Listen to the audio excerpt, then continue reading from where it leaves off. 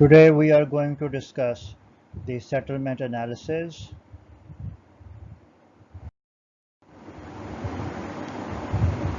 Principal criteria for foundation design. When designing foundations, two principal criteria must be satisfied. Number one, maintaining stability. Number two, limiting settlement. So these are the two criteria, principal criteria that must be satisfied. Therefore, the allowable bearing capacity Q allowable should be the smaller of the following two: Q sub U over factor of safety. So this is basically the safe pressure that does not cause bearing failure. And this one, that is the Q corresponding to allowable settlement. You can say that this is the safe pressure that does not cause unacceptable settlement. So the smaller of the two will be considered as the allowable bearing capacity. Types of settlements. From structural consideration, there are two types of settlements: uniform settlement and the differential settlement. And both should be within the acceptable limit given in the building code. So here you can see one building before settlement, and look at that. When you are having the uniform settlement, so you are having this case, that is B, showing the uniform settlement. And if you just look at the case of differential settlement, so look at that, what has happened to the structure.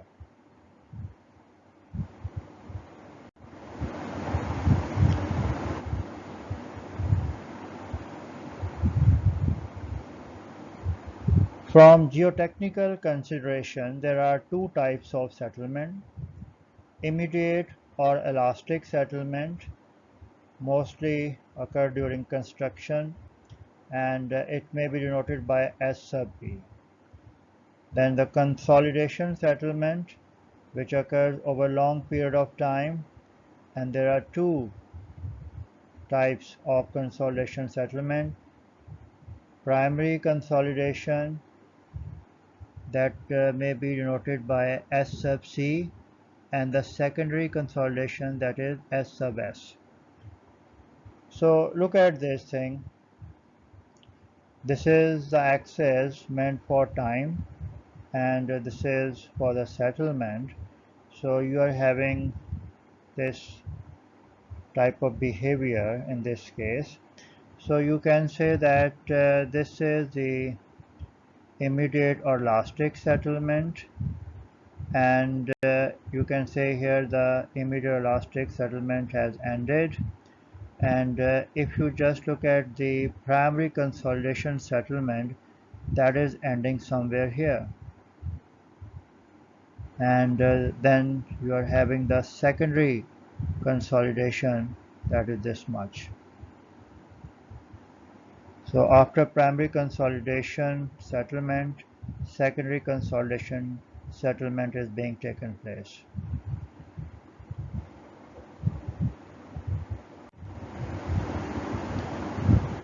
So the total soil settlement S sub T may contain one or more of these types: immediate settlement S sub E, primary consolidation settlement S sub C, and the secondary consolidation, or you can say the creep, that is S sub S. So some information is provided for the immediate settlement, the primary consolidation settlement, and the secondary consolidation settlement over here. So first look at the immediate settlement. Deformation with no change in water content occurs rapidly during the application of load, occurs in sandy, silty, and clay soils. As far as the primary consolidation settlement is concerned, decrease in void's volume as pore water is squeezed out of the soil occurs slowly according to the permeability, only significant in saturated clays and silts. Then look at the secondary consolidation or creep. It is due to gradual changes in the particulate structure of the soil. Occurs very slowly long after the primary consolidation is completed. More significant in soft organic soils. The total settlement of a foundation can then be given as S sub T is equal to S sub E plus S sub C plus S sub S. So total settlement is S sub T, and the sum of the three settlements S sub E, S sub C and S sub S, that is equal to the total settlement. Now the question arises, what information do we need to know to calculate these settlements?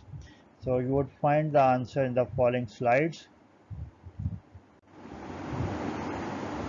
So things required to calculate settlements. Methods used for settlement calculation usually require to know the following: foundation, net load, type, dimensions, and the rigidity. Vertical stress increase, that is delta sigma, in soil caused by foundation load, and the soil profile and the parameters. So different parameters are required like that.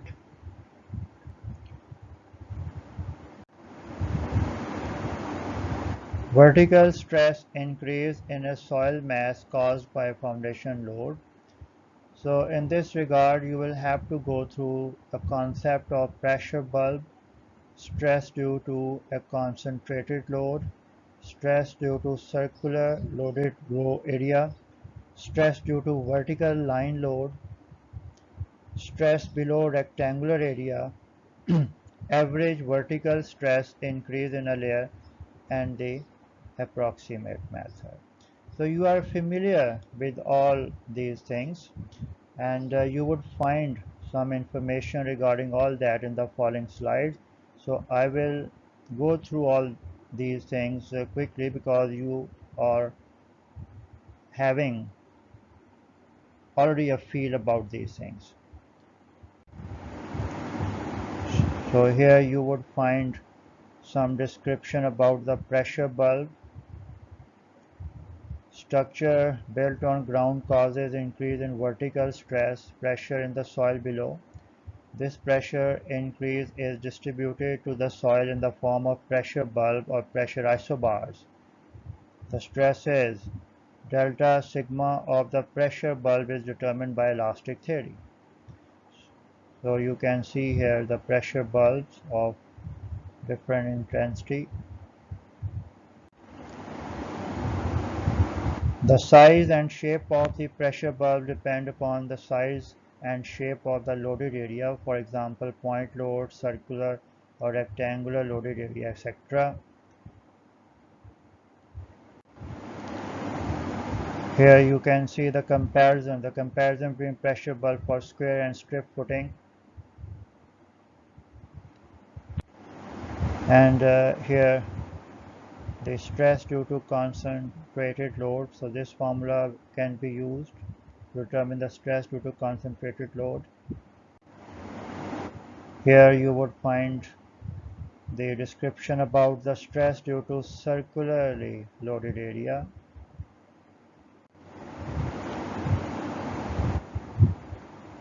Here stress due to vertical line load. Stress below rectangular area.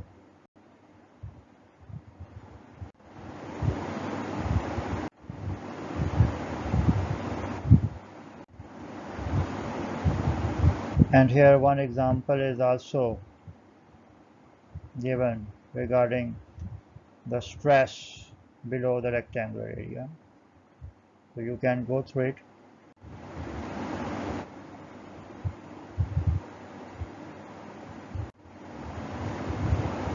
Here on this particular slide you would find every vertical stress increases in a layer.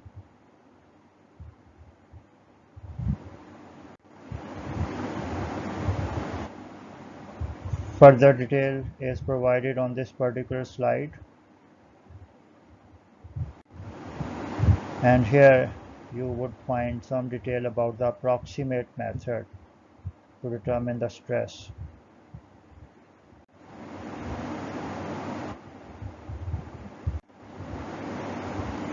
So formulas are given under this method for rectangular foundation, square or circular foundation, strip foundation.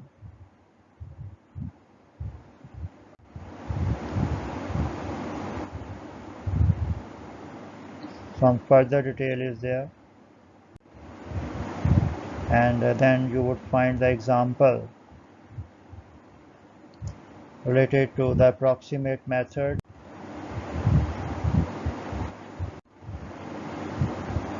Okay, now look at the immediate settlement calculation.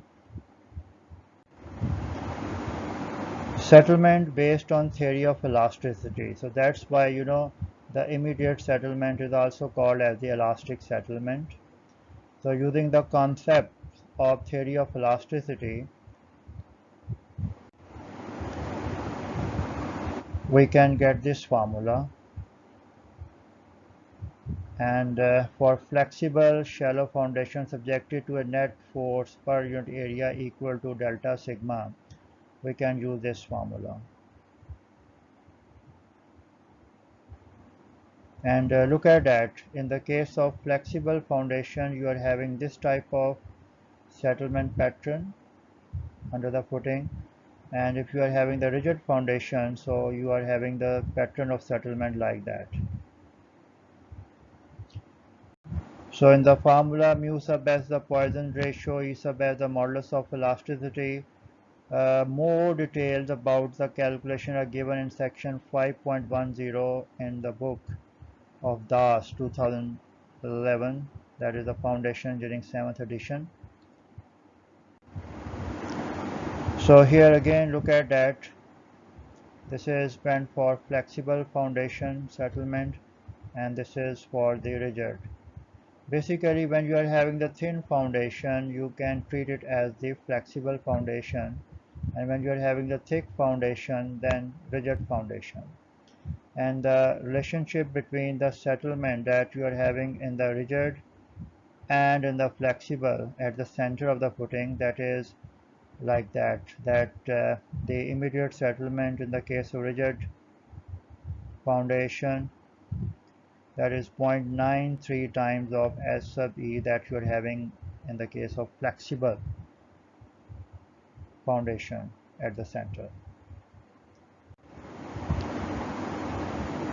Now here some description is given. Due to non-homogeneous nature of soil deposits, the magnitude of E sub S may vary with depth. For that reason, Bowles 1987 recommended using a weighted average value of E sub S, and that can be calculated by using this formula, where E sub Si the soil modulus of elasticity within a depth delta Z, and Z dash, this is equal to H or phi B, whichever is smaller. The average vertical immediate displacement under a flexible area carrying a uniform pressure Q is given by this formula, where the A1 depends on the shape of the loaded area, A2 depends on the depth of footing. The above solutions for vertical displacement are used mainly to estimate the immediate settlement of foundation on saturated clays. Such settlement occurs under undrained conditions, the approximate value of Poisson ratio being 0.5. The value of the undrained modulus of elasticity is therefore required. So with the help of this, you can get A2 considering D over B ratio, and here H over B ratio by using that one, and looking at this figure you could be able to get A1.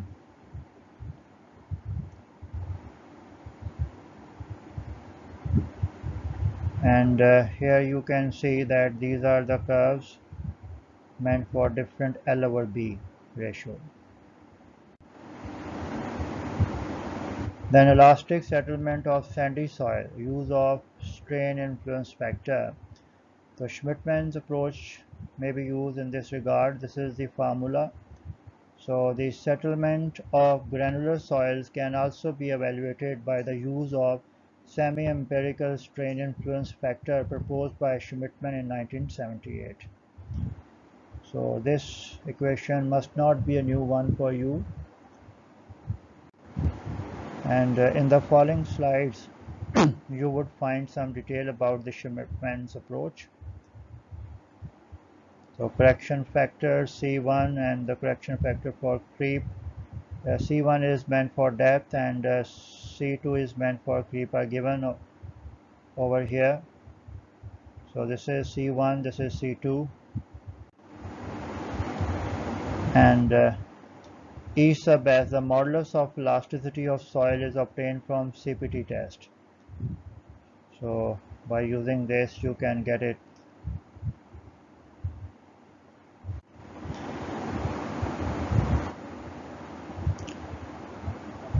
Okay, if you just look at that, you can see that using N SPT to estimate Q sub C if no CPT data available. So equations are available, and by employing the standard penetration resistance value you could be able to get Q sub C, as you can see here on this particular slide.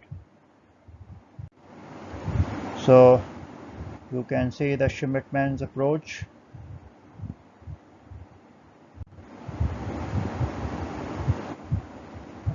Further detail is given on this particular slide,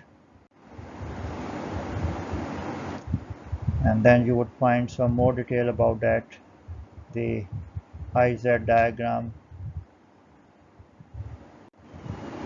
And here you can see that for the square footing, for the strip footing, and this is the general case that is falling in between the two extreme cases.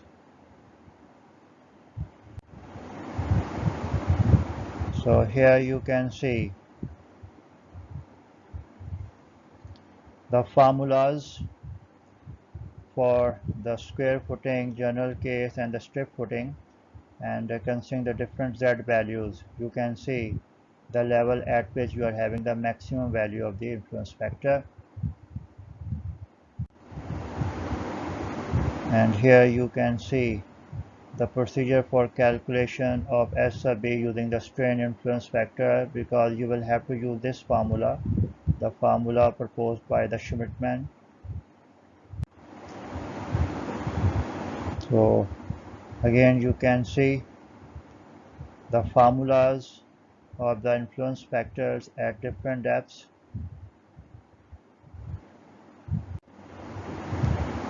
So here the procedure which is adopted to determine the elastic settlement in the case of sandy soils are given.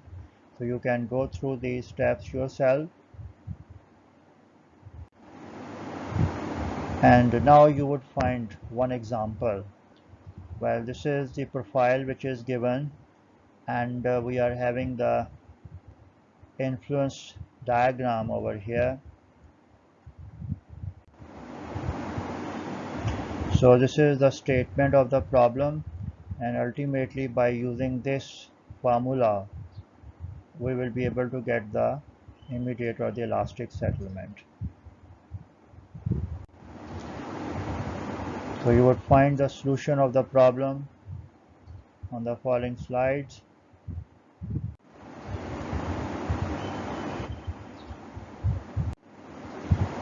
And ultimately you are getting the immediate settlement that is equal to 75 millimeter in this case. Okay, now the consolidation settlement calculation.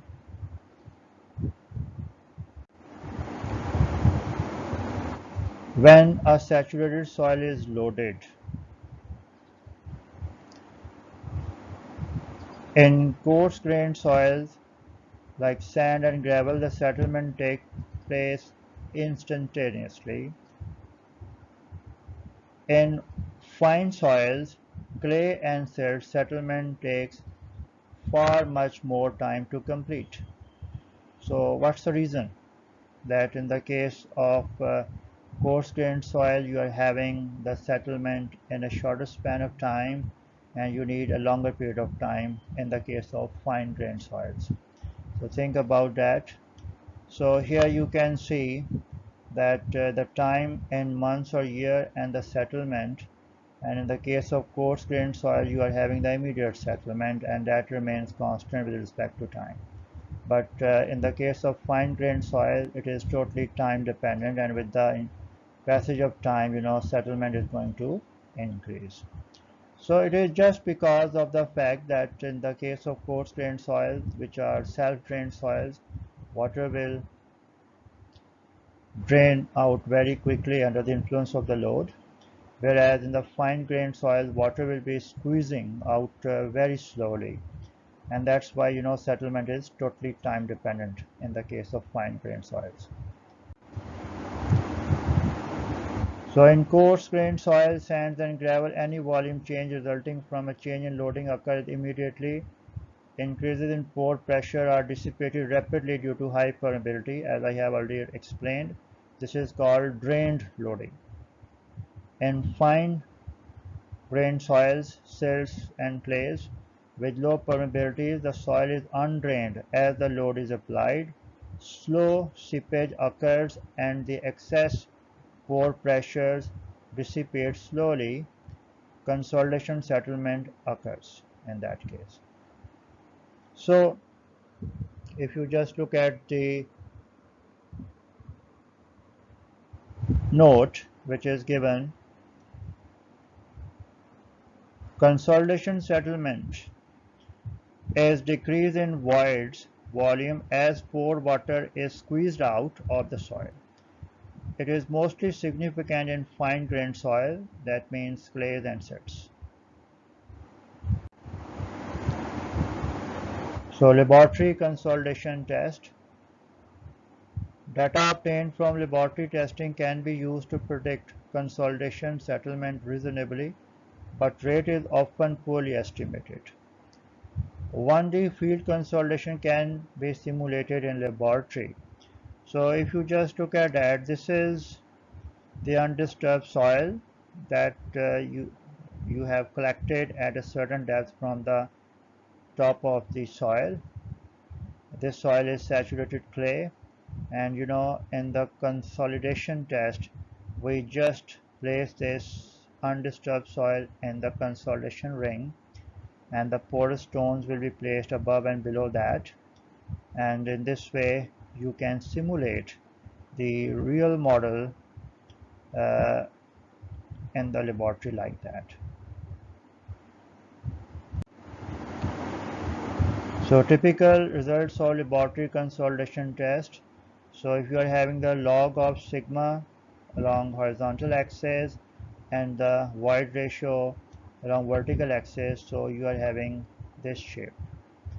The study of the change in the void ratio of the specimen with pressure will allow us to find soil compressibility parameters.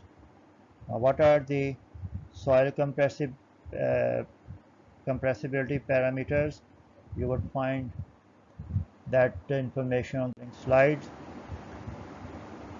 For one-dimensional compression and swelling, there are simple relationships between the void ratio E and the logarithm of the vertical effective stress sigma dash.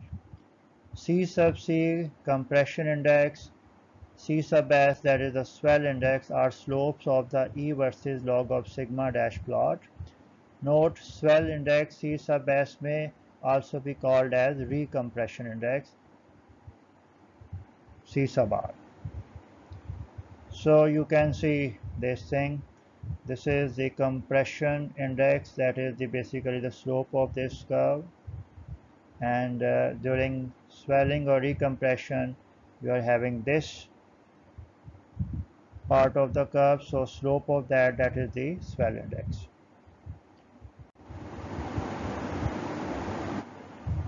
These indices are required for the calculation of field settlement caused by consolidation.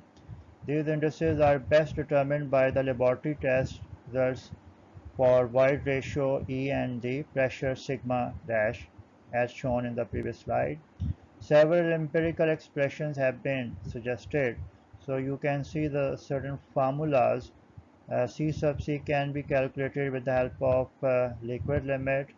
It can be estimated using the specific gravity of soil solids, in situ void ratio. So such formulas are available, and you can see this thing that C sub C can also be related to the plasticity index, and this is the relationship between the swelling index and the compression index. Now look at that compression and swell indices of some natural soils. So just to develop some feel about the compression and swell indices of different natural soil, you can go through the table. Normally consolidated and over consolidated clays. The upper part of the A versus log of sigma dash plot is somewhat curved with a flat slope followed by a linear relationship having a steeper slope.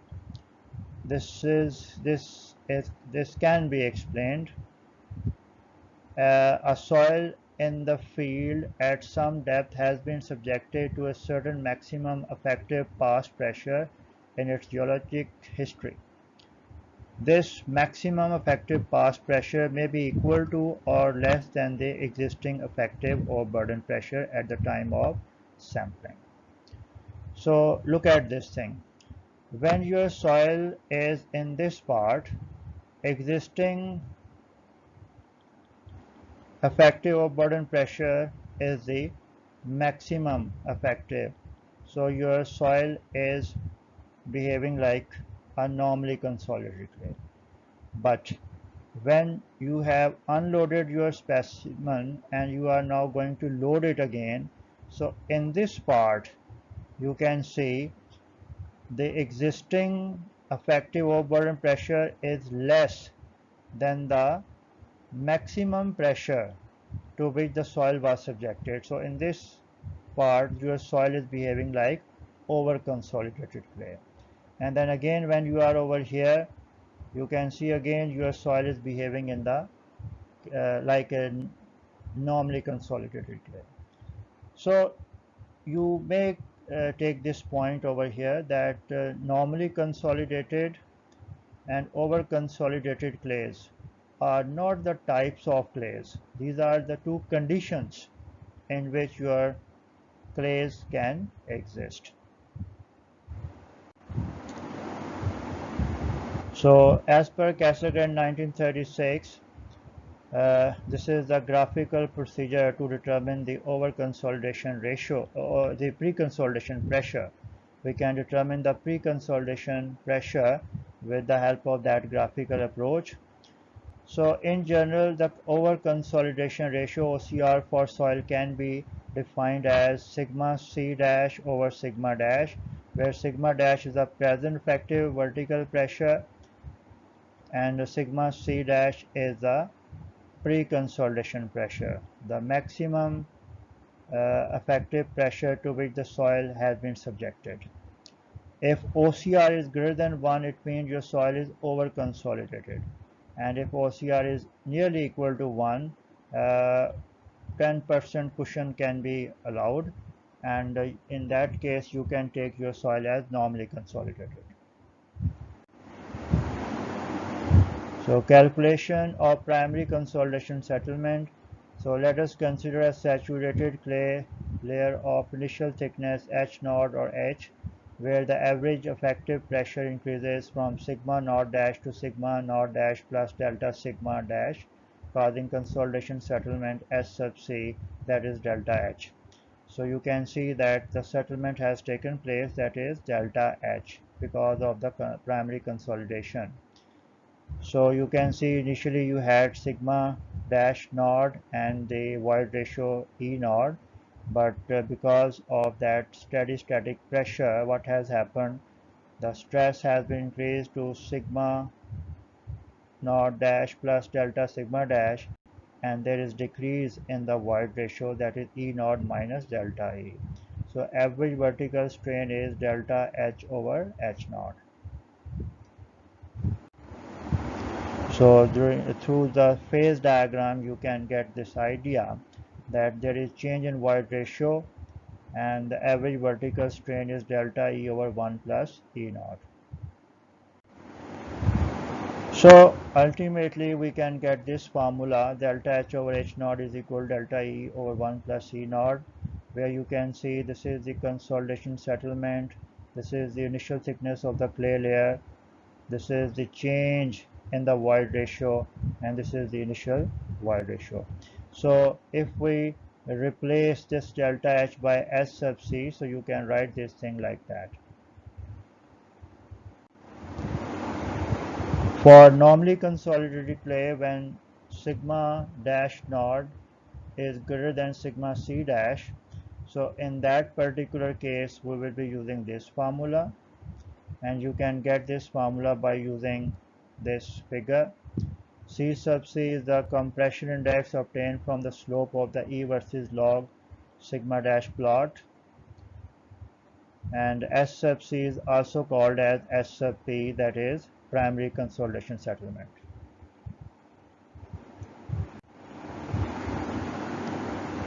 For over-consolidated clays, when sigma naught dash is less than sigma C dash, there are two cases. Case number 1, sigma naught dash plus delta sigma is less than or equal to sigma C dash. Sigma C dash is the pre-consolidation pressure. And case 2, when sigma naught dash plus delta sigma is greater than sigma C dash. So you would find different formulas for these two different cases on the next slide. So for case number 1, we will be using this formula, and you can see now there is involvement of C sub S. So C sub S is the slope of the rebound curve, and C sub S or C sub R is the soil parameter and called swell index or recompression index. For case number 2, you can see that this formula will be used ultimately, and here C sub S and C sub C both are involved. Compression index and the swell index or recompression index, both are being considered. So there is now a problem. You can go through the statement. A soil layer 3 meter thick is consolidated under an effective vertical stress of 50 kPa at a void ratio of 0.891. If the compression index C sub C of the soil is 0.138, what is the settlement when the effective vertical stress is increased to 100 kPa? So using all that information, you can solve the problem, and keep this thing in the mind that if you are not having the sufficient information in the question statement and you are not able to decide whether your soil is normally consolidated or over consolidated, so just assume, just take your soil as normally consolidated. Now on this particular slide, another example you can see. So this is the statement, and you would find the solution on the next slide. So you can go through this problem.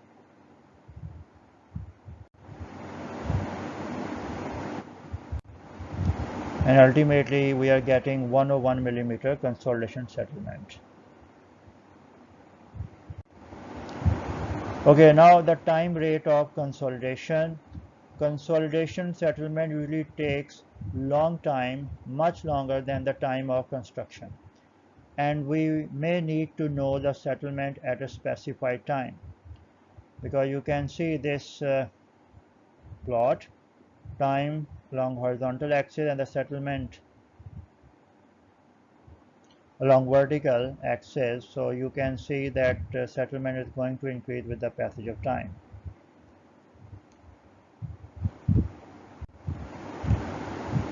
So time rate of consolidation. So you can see that this degree of consolidation, that is a function of time factor, and this T sub V is the function of the coefficient of the consolidation. So coefficient of consolidation must not be a new thing for you, and this is the formula for the time factor CVT over H sub dr square. So H sub dr square is basically the representing the drainage path. H sub dr, that is equal to H, that is the total thickness when you are having the drainage from one side only. When you are having the drainage from the both top and the bottom, then in that case this H sub dr becomes equal to half of the total thickness of the clay. So look at this thing. Okay, now this is probably a new thing for you at this particular stage. Secondary consolidation settlement. In some soils, especially recent organic soils, the compression continues under constant loading after all of the excess pore pressure has dissipated. That is, after primary consolidation has ceased. This is called secondary compression or creep, and it is due to plastic adjustment of soil fabrics. This settlement can be calculated using the secondary compression index. The log time plot of the consolidation test can be used to estimate the coefficient of secondary compression. So C sub RP.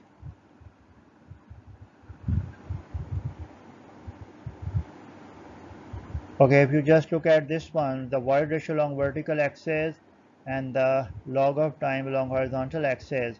So you can see that the shape of the curve is like that. So if you just draw the tangent over here and drawing the tangent over here, so you can see that this one is the void ratio that you are having when the primary consolidation is completed. Now this is basically meant for secondary consolidation, and you can see that the coefficient, or you can say the secondary compression index, this is equal to delta E over log of T2 over T1. So simply the slope of this. So the log time plot of consolidation test can be used to estimate the coefficient of secondary compression, that is C alpha.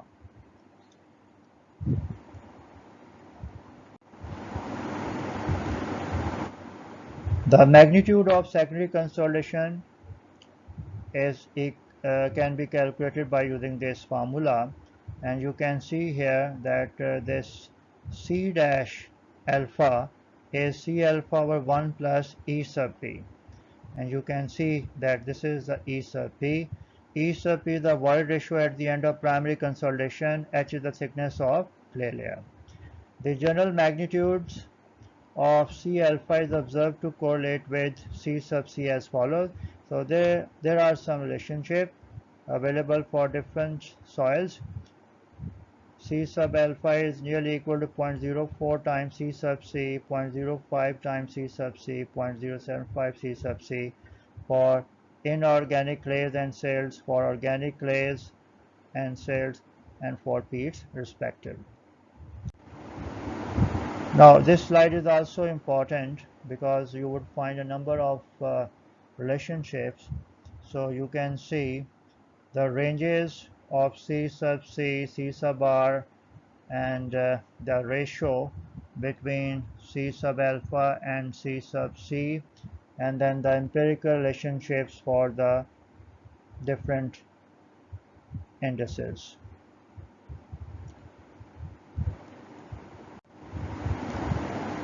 So here you can say the typical values of the coefficient of consolidation for the different soils.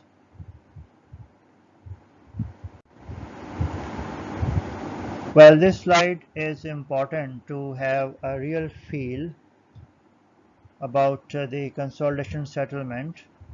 Consolidation settlement of a soil is a time-dependent process that depends on the hydraulic conductivity and the thickness of the soil and the drainage conditions. When an increment of vertical stress is applied to a soil, the instantaneously initial excess pore water pressure is equal to the vertical stress increment. With time, the initial excess pore water pressure decreases. The vertical effective stress increases by the amount of decrease of the initial excess pore water pressure, and settlement increases. The consolidation settlement is made up of two parts: the early time response called primary consolidation and a later time response called secondary compression. Soils retain a memory of the past maximum effective stress. This sentence is a key sentence, I must say. Soils retain a memory of the past maximum effective stress, which may be erased by loading to a higher stress level. So please go through this sentence to develop the real feel about the pre-consolidation pressure. Soils retain a memory of the past maximum effective stress, which may be erased by loading to a higher stress level. If the current vertical effective stress on a soil was never exceeded in the past, a normally consolidated soil, it would behave elastoplastically when stressed. If the current vertical effective stress on a soil was exceeded in the past, an over-consolidated soil, it would behave elastically approximately for stresses less than its past maximum effective stress. Okay, now at the end of this lecture, you would find the field test bearing capacity with settlement consideration. In this regard, the plate load test, standard penetration test, and the cone penetration test are there. So first you would find some description about the plate load test. So plate load test is a field test for determining the ultimate bearing capacity of soil and likely settlement under a given load. The plate load test basically consists of loading a steel plate placed at the foundation level and recording the settlements corresponding to each load increment. So obviously with the increase of load, the settlement is going to increase, and you can see the setup of the plate load test. So these are the formulas which are meant for the clay, and these are the formulas meant for the sandy soils. And look at description: Q sub UF, ultimate bearing capacity of the proposed foundation; Q sub UP, that is the ultimate bearing capacity of the test plate. And look at that: B sub F, width of proposed foundation; B sub P, width of the test plate; S sub P, the settlement of test plate for a given intensity of load Q; S sub F, settlement of the foundation for a given intensity of load Q. Then comes the standard penetration test. Bearing capacity for sandy soil can be based on SPTN value and settlement consideration. So Mayerov in 1956 proposed a correlation for the net allowable bearing pressure for foundation with the standard penetration resistance N sub 60. So these are the formulas, and you can see that F sub D is the depth factor, that is equal to this one, and depth factor is less than or equal to 1.33. So that means the maximum value is 1.33.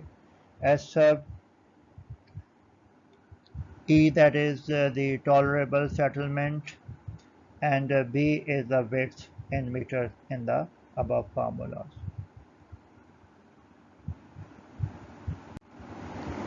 Now here you would find some detail about the cone penetration test.